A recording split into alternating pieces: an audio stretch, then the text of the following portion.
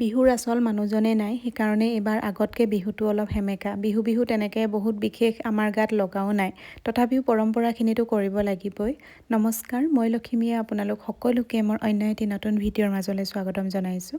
ৰাতিপুৱা ল'ৰা ছোৱালী দুয়োটাকে স্কুললৈ পঠিয়ালোঁ। তাৰপিছতে অকণমান মই এক্সাৰচাইজ কৰি ল'লোঁ আৰু ঘৰটো এফালে সাৰিলোঁ। অকল আমাৰ ৰুমটো বাকী আছিলে। ৰুমটো বোলো ঝাৰু দি লওঁ। আজি আকৌ ঘৰটো মোচা কামটো নকৰোঁ বোলো।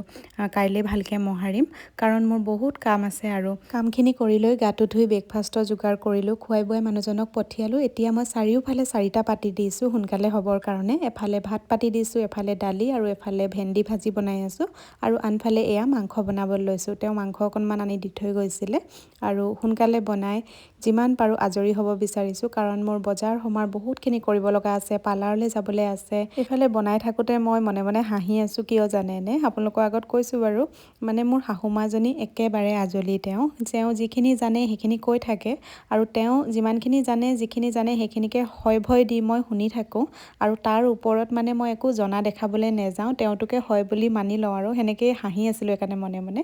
আৰু এইফালে এতিয়া মই পাৰ্লাৰলৈ আহিলোঁ আৰু পাৰ্লাৰত মোৰ থ্ৰেডিং কৰিব লগা আছিলে, চুলিখিনিও স্পা কৰিব লগা আছিলে। সেইখিনি কৰি আহোঁ মানে ইহঁতি দুইটা স্কুলৰ পৰা আহিও পালেহি। আনফালে মাক মই কৈ থৈ গৈছিলোঁ যে আপুনি ভাত খাই ল'ব, মোৰ আহোঁতে অকণমান দেৰি হ'ব পাৰে বুলি। আৰু এয়া এতিয়া ইহঁতক ভাত বাঢ়ি দিবলৈ লৈছোঁ আৰু ঘৰ আহি পাওঁতে প্ৰায় 3টাই বাজিলে আমাৰ। আৰু আনফালে এতিয়া ভাত পানী খাই বাচনখিনি ধুই ল'বলৈ লৈছোঁ।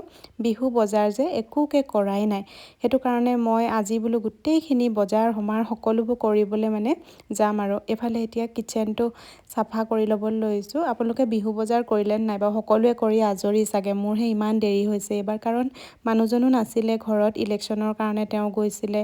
তাৰপিছতে আহি পোৱাৰ পিছত আকৌ ডিউটি, সেনেকৈ মিলাবই পৰা নাছিলোঁ সময়বিলাক।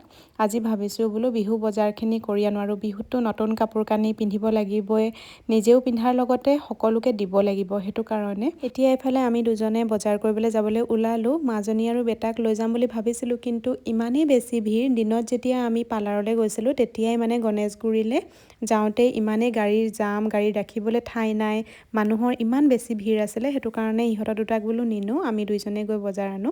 আনফালে মাও আছিলে ৰুমতে বহি, কাক কি লাগিব, কি আনিব লাগিব সেইবিলাক অকণমান সোধা পোছা কৰি আছিলোঁ। এতিয়া গণেশগুৰি আহি পালোহি। গণেশগুৰিত যে ইমানেই ভিৰ মানুহৰ, মানে ফুটপাথখনততো ঠায়ে নাই খোজকাঢ়িবলৈ, এনেকুৱা হৈছে আৰু গাড়ী ৰাখিবলৈও ঠাই নাই।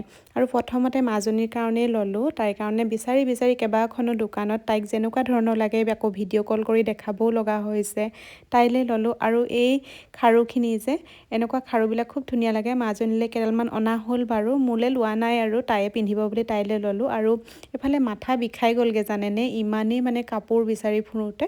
কফি একাপ খাবলৈ আহিলোঁ সেইকাৰণে। আৰু মতা মানুহবোৰে এনেও টান পায় বজাৰ কৰি ফুৰোঁতে, আৰু মাইকী মানুহৰ অকণমানতো সময় লাগেই বজাৰ কৰি থাকোঁতে।